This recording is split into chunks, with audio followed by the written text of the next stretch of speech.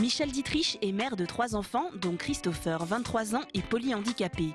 Depuis plusieurs années, elle milite pour ces familles qui, comme la sienne, ont besoin d'aide et de temps pour respirer. En 2005, elle a créé l'association d'aide aux parents d'enfants handicapés qui s'est donné un but, l'accès au droit au répit.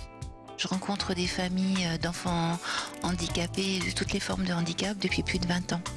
Et je me suis rendu compte que les familles étaient épuisées, que les mamans étaient souvent malades, en dépression, ou fatiguées, usées, qu'elles ont laissé toute leur vie entre parenthèses. Du coup, elles s'en est oubliées, elles oublient les autres enfants, elles oublient aussi sa vie de couple, elles oublient sa vie de femme. Et donc, du coup, c'est vraiment...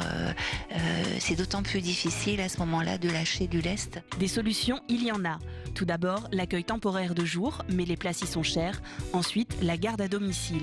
L'association a ainsi mis en place depuis l'été le Respire Sitting, un babysitting un peu particulier où des étudiants du secteur sanitaire et social interviennent dans les familles pour les relayer. Je suis en 3e année d'école d'éducateur spécialisé. Donc pour moi, c'est un job étudiant et en plus, ça vient compléter ma formation parce que ça me fait une petite expérience auprès d'enfants handicapés.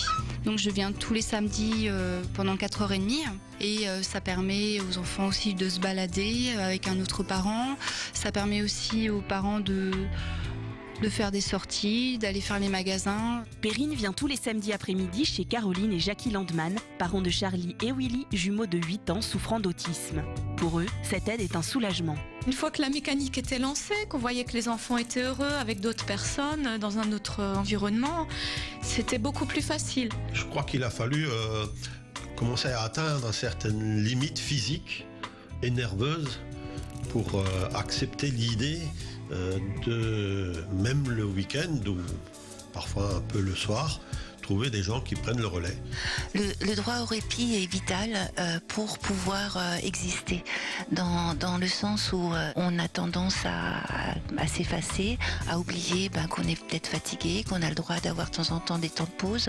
Souvent quand on a des enfants handicapés, on n'a plus de nuit de sommeil, suivant le handicap, c'est vraiment du 24/24 et donc du coup il n'y a plus de place pour rien et c'est assez dangereux psychologiquement. Chaque cas, ou presque, est unique. Pourtant, le droit au répit de parents handicapés reste encore difficilement abordable.